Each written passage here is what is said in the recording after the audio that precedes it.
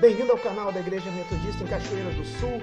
Dê o seu like, se inscreva no nosso canal, compartilhe os nossos vídeos e também venha nos visitar tanto aqui em Cachoeira quanto no Facebook ou no Blogspot. Deus te abençoe, um bom vídeo e se inscreva! Está fazendo uma oração?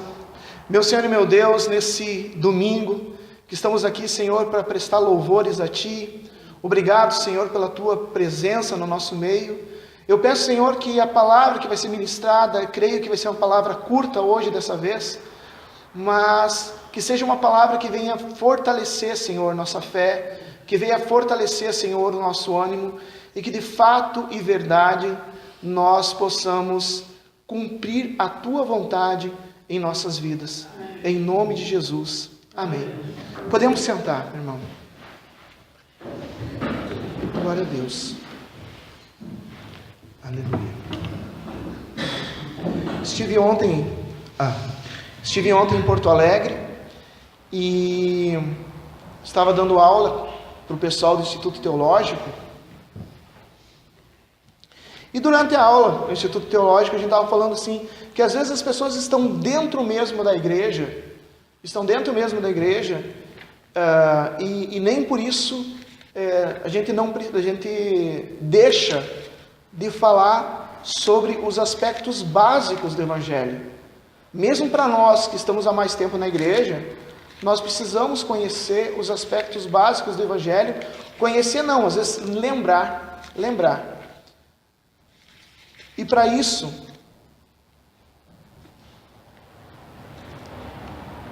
quero convidar os irmãos para a gente fazer uma leitura que fala sobre isso. Fala a história de um homem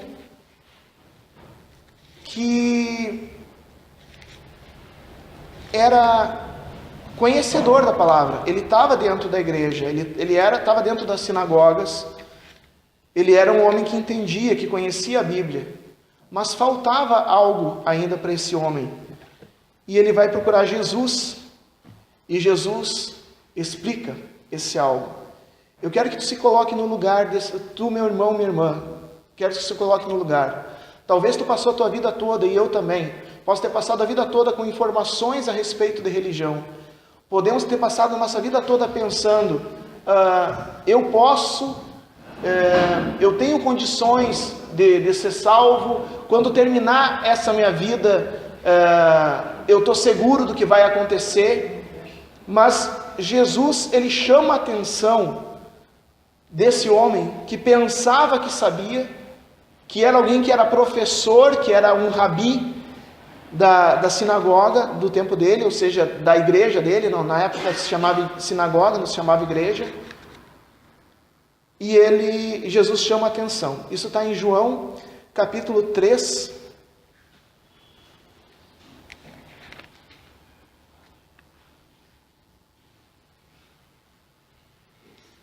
do versículo 1 em diante.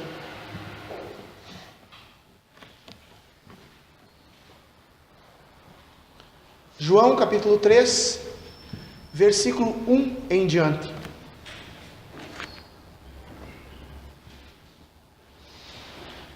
A palavra do Senhor nos diz assim, podemos ficar sentado mesmo para a gente prestar bastante atenção na palavra. Quero pedir se alguém tiver alguma dificuldade, para os irmãos que tenham mais facilidade possam ajudar aqueles que têm dificuldade, para achar João capítulo 3, e do versículo 1 em diante diz assim: havia entre os fariseus um homem chamado Nicodemos, um dos principais dos judeus. Não era qualquer um, era um dos principais.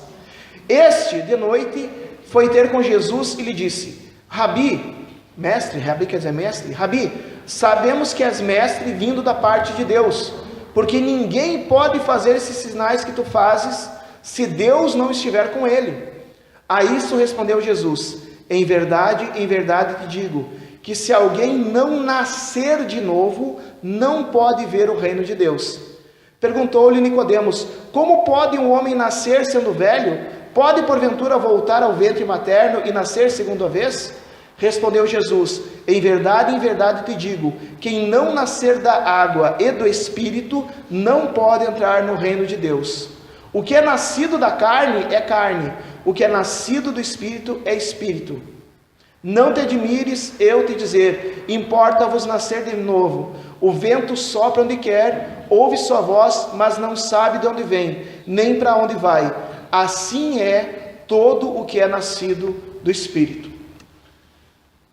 Mais uma palavra de oração. Senhor Deus, muito obrigado pela tua palavra. Peço que o teu Espírito Santo traduza, Senhor, essa palavra em espírito e vida para nós, para que ninguém saia daqui como entrou, mas saia capaz de produzir frutos 30, 60 e 100 por um, para a tua honra e para a tua glória, Pai, em nome de Jesus. Irmãos, quem era esse tal de Nicodemos? Esse tal de Nicodemos, na época dele, não se chamava de pastor, mas ele era como se fosse um obreiro. Ele era um pastor, era um professor de escola dominical. Ele era alguém importante dentro, não da igreja, que não existia igreja ainda, mas dentro da sinagoga dos judeus, né, daquela religião chamada, né, farisaísmo. Ele era alguém importante, alguém que conhecia a Bíblia, e alguém que, aos olhos dos outros, ele tinha uma vida boa, né? Ele pagava suas contas em dia, ele tinha um bom testemunho. As pessoas diziam: esse Nicodemos é um homem correto, esse Nicodemos é um homem justo, é um homem sábio, esse Nicodemos cuida da sua família, esse Nicodemos não faz escândalos, esse Nicodemos cumpre com seus compromissos, e esse Nicodemos está sempre na sinagoga. Ele é uma pessoa, é um dos principais da sinagoga. Quer saber onde é que está Nicodemos? Se ele não está com a família, se ele não está com o trabalho, ele está na sinagoga, né, que é a antiga igreja de antigamente. As pessoas vinham em Nicodemos, e o próprio Nicodemos pensava: é verdade, eu sou isso mesmo. Se eu morrer hoje, eu sei que eu vou para o céu, porque eu sou uma pessoa boa. Só que alguma coisa começou a incomodar Nicodemos. Ele começou a pensar: se ele tivesse tanta certeza da salvação, se ele tivesse tanta certeza do que ele seria, do que aconteceria com a vida dele depois que terminasse essa vida aqui, se ele tivesse tanta certeza, ele não iria atrás de Jesus, ele continuaria aonde estava. Mas alguma coisa começou a incomodar, e ele começou a pensar: será que adianta eu conhecer a Bíblia? Simplesmente? Será que adianta eu simplesmente fazer o bem, ser uma pessoa correta? Será que isso adianta? Então ele foi de noite. Por que ele foi de noite? Para não ser visto. Porque se ele fosse como ele era alguém importante, ele não queria, digamos, os jovens dizem, pagar mico, né? Ele não queria se sentir humilhado das pessoas dizerem: foi atrás de Jesus. Ele foi de noite, onde ninguém estava vendo. Antigamente, hoje nós temos luz elétrica e tudo, mas antigamente, quando baixava o sol, cada um ficava na sua casa, porque era perigoso sair de noite. Nicodemos saiu à noite para falar com Jesus. Não foi onde Jesus estava pregando de dia, foi de noite. E chegando lá, ele disse assim: Jesus, eu cresci a vida toda dentro da sinagoga, eu aprendi sobre os sinais que o Filho de Deus daria, e eu olho para ti, Jesus, e eu percebo que tu é de Deus, porque esses sinais que tu fazes são os sinais que eu aprendi na Bíblia, que o Filho de Deus faria. Jesus podia dizer: muito obrigado pelo seu elogio. Ele podia ter dito isso, mas ele não disse. Ele já cutuca, ele já chama a atenção de Nicodemos e diz assim: olha, se tu não nascer de novo, tu nunca vai ver o reino de Deus. Essa palavra que Jesus falou para Nicodemos é a mesma palavra que ele fala para mim e para ti nesse momento. Se nós não nascermos de novo, nunca vamos ver o reino de Deus. Isso quer dizer que, terminado essa vida, nós estamos no reino dos homens. Terminado nossa vida, ou a gente vai para o reino de Deus, ou a gente vai para o inferno, que é o tormento eterno, onde o fogo não termina e o bicho nunca morre. Jesus fala assim: o inferno é um estado de sofrimento permanente e não tem como sair. E Jesus está dizendo assim: Nicodemos, tu só vai ver o reino de Deus se tu nascer de novo. Quando Nicodemos ouve isso, ele fica escandalizado. Ele não esperava que Jesus falasse uma coisa dessas. E daí ele responde para Jesus assim: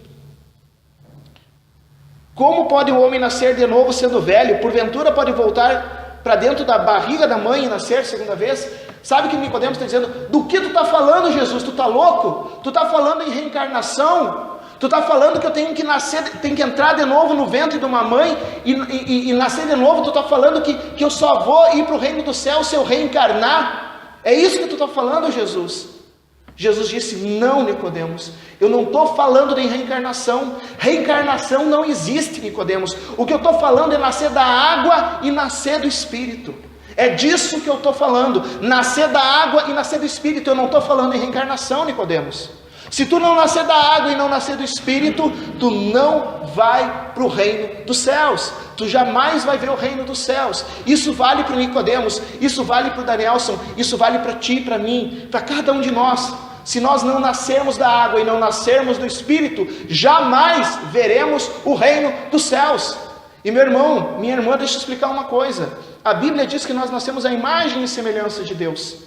Se nós nascemos à imagem e semelhança de Deus, quer dizer que nós somos parecidos com Deus.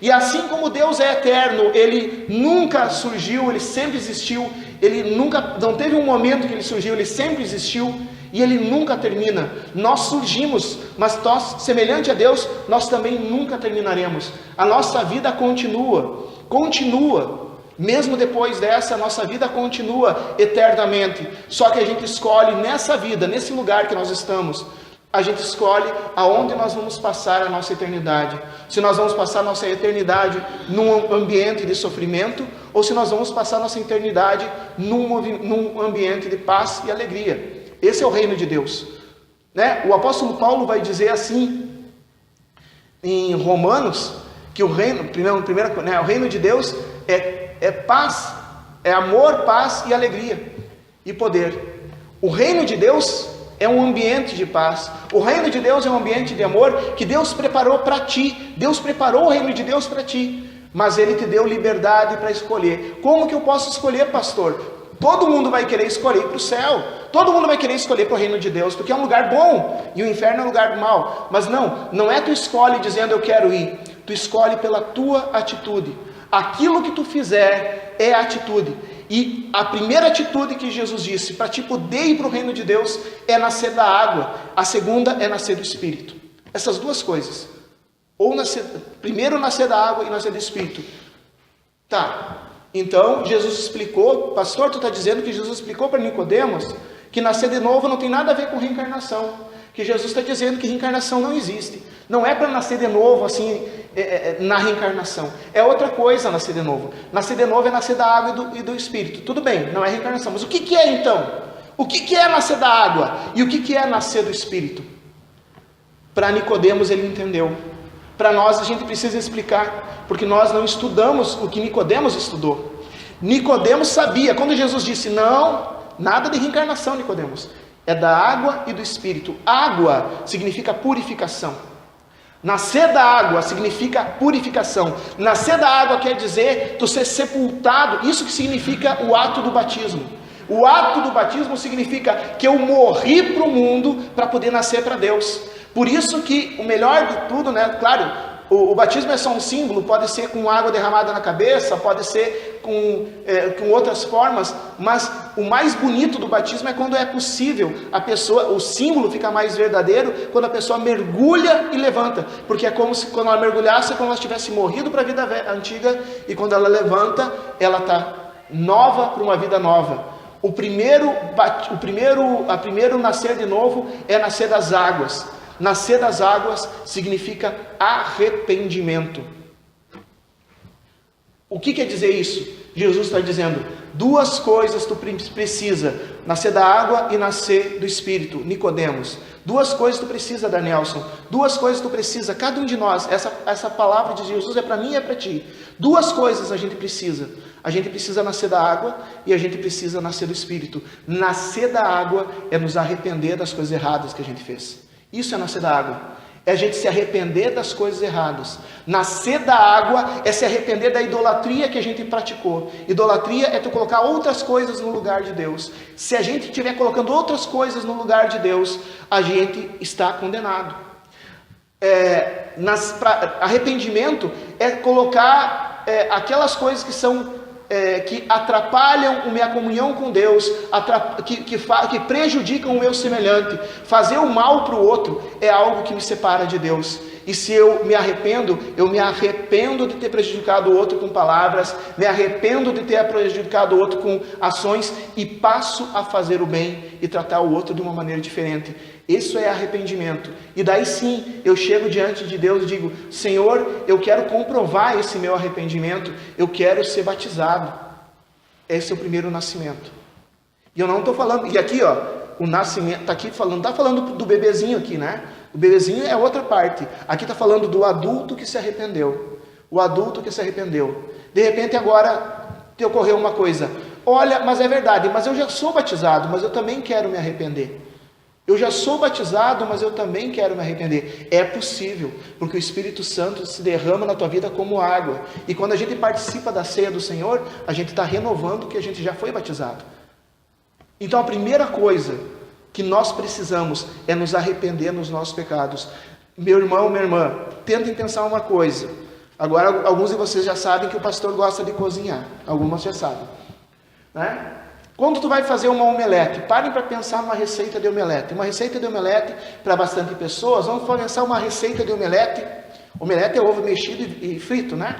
Com várias coisas assim. Uma receita de omelete com 10 ovos. Né? 10 ovos dá para 3 ou 4 pessoas. Vamos lá. Uma receita de omelete com 10 ovos, certo? Eu pego 9 ovos, os 9 ovos estão ótimos, estão bem, e eu pego um ovo podre e misturo junto. Tu comeria? Eu também não. Mas nem que... Não, também não. Não tenho. O que eu quero dizer é o seguinte, ó, que o reino... A gente diz assim, por que eu vou para o céu? Ah, é porque eu faço coisas boas. Sim, tu faz coisa boa, mas um só pecado que tu cometer, um único, contamina todo o resto. Tu pode fazer 9 coisas boas, mas um só pecado que tu comete invalida todas as outras. A mesma coisa, tu pode ter 9 ovos bons, um ovo que estiver estragado contamina todos os outros 9 que estavam bons. Nós somos condenados por isso. E o que podemos fazer? Quando Pedro pregou sobre isso está em Atos dos Apóstolos, capítulo 2, quando Pedro pregou sobre isso, as pessoas ficaram desesperadas, porque pensaram, mas ninguém vai se salvar, todo mundo vai para o inferno. É verdade, estavam com razão. Tem uma maneira de não ir para o inferno. Pedir que Jesus venha, porque só Ele tem esse poder, e tire o ovo podre que já está misturado. Só Jesus é o único que pode tirar o pecado da tua vida. Não existe outra maneira. Por mais coisas boas que tu faz, isso não invalida as coisas ruins que tu faz. E todo mundo faz coisas ruins. Todo mundo tem maus pensamentos, todo mundo tem mais palavras. Só tem uma maneira de tirar esse ovo podre que está misturado nas coisas boas que tu fez. Só tem uma maneira. O único que tem poder para isso é Jesus, o Cordeiro que tira o pecado do mundo. É por isso que tu precisa de Jesus na tua vida. E nascer da água é esse passo que a gente dá. A gente diz, Senhor, eu não sou capaz de tirar o mal da minha vida. Vem e tira o mal da minha vida. Eu não sou capaz. Mas tu podes. Tira o mal da minha vida. Eu não quero o mal da minha vida. Porque o reino dos céus é um lugar para santos. E nenhum de nós aqui é santo. Nenhum. Eu também não. Nenhum de nós aqui é santo. O único que pode nos santificar é o próprio Deus. Deus pode nos tornar santos e aí sim a gente pode ir para o reino dos céus. Mas se Deus não nos tornar santos, nós não podemos ir para o reino dos céus. Só tem uma maneira de Deus nos tornar santo: eu nascer da água, eu pedir perdão ao Senhor e dizer, Senhor, arranca de mim esse ovo podre misturado com todo o bem que eu tenho feito. Todo o bem que eu tenho feito são ovos bons. Um pecado, e se a gente cometesse só um pecado, seria ótimo, né? Mas não é um só ovo podre, né? É praticamente uma omelete com 12 ovos, tem 3, 4, 5 ovos podres no meio. Mas Jesus é o único que pode. É por isso que João, quando enxerga Jesus, ele diz assim, eis ali o Cordeiro que tira o pecado do mundo. Por mais bem que nós façamos, não é suficiente para entrar no céu. Não é.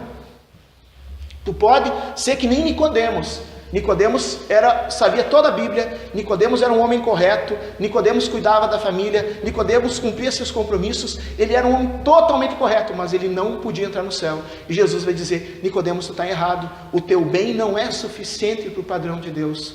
Para o padrão de Deus, tu tem que nascer de novo. Quando tu nascer de novo, quando tu aceitar Jesus como Senhor e Salvador da tua vida, o próprio Jesus vem e tira o pecado da tua vida. Agora sim tu está preparado.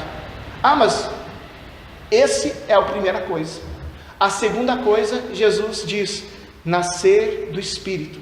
A primeira coisa, sem essa, porque sem a primeira não tem a segunda. Se tu não aceitar Jesus como Senhor e Salvador, se tu não se arrepender dos pecados, não vem a segunda parte.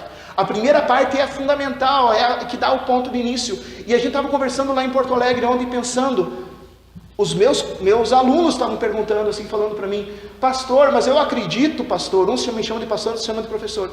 Pastor, eu acredito que dentro das igrejas, pessoas estão lá dentro e não entenderam isso ainda. E eu disse, eu acredito que sim, que existam. Porque o próprio Nicodemos achava que estava salvo e não estava.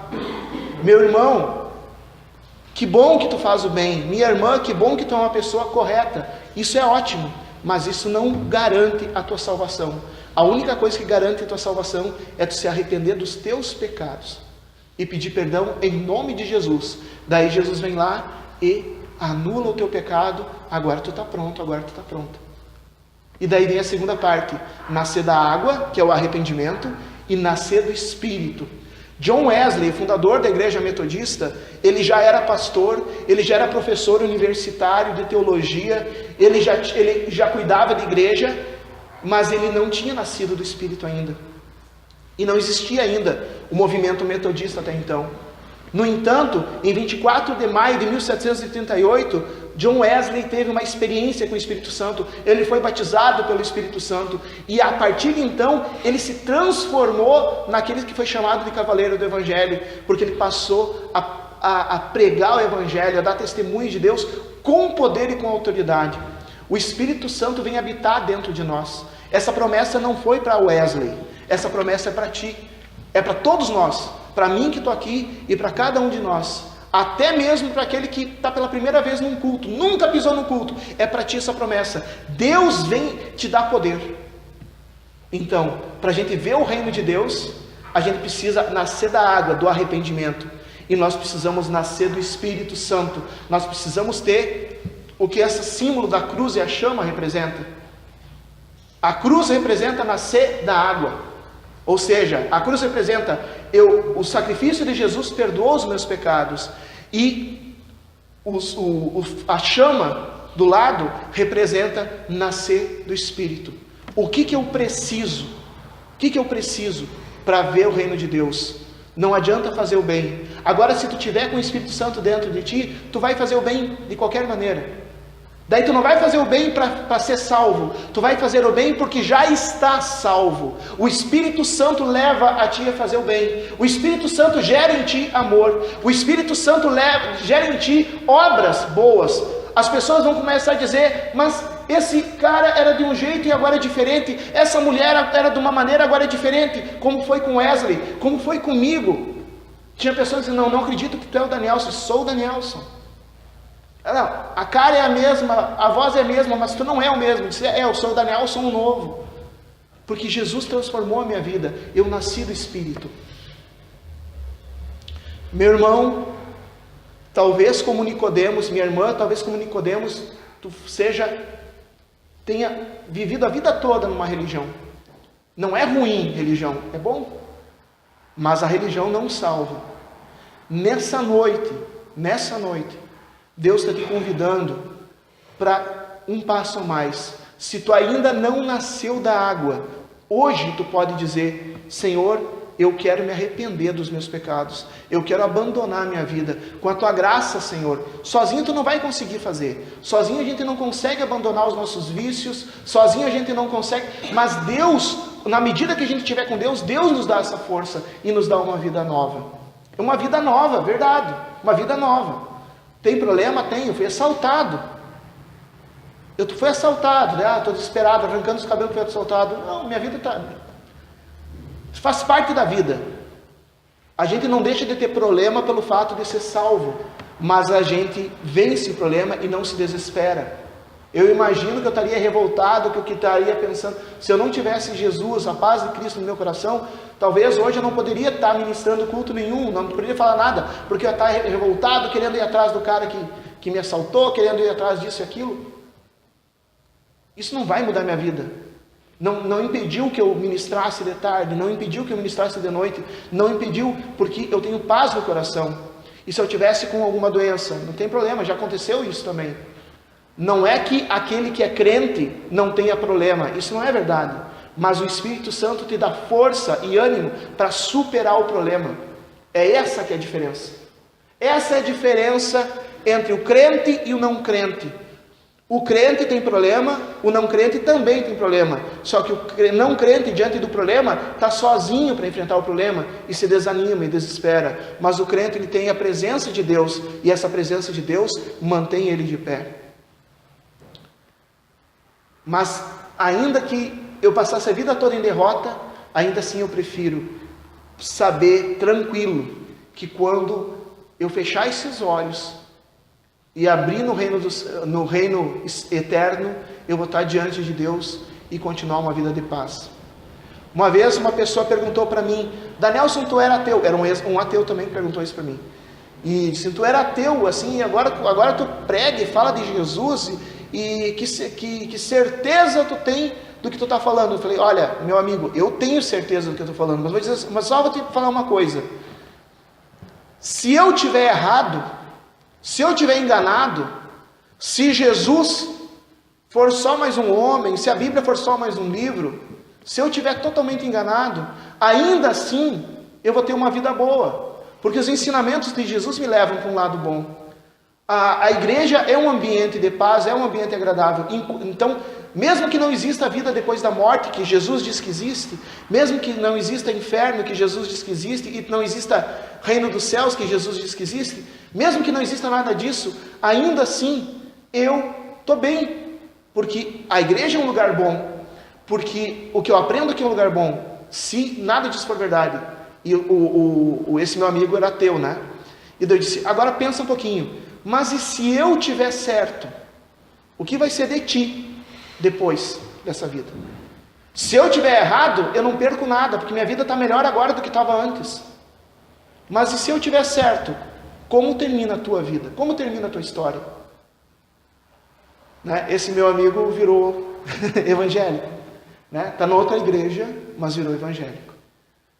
E isso é verdade, meu irmão. Para que a gente possa ver o reino de Deus, não basta a gente estar simplesmente arrolado no hall de membros da igreja. A gente precisa estar com nosso nome escrito no livro da vida.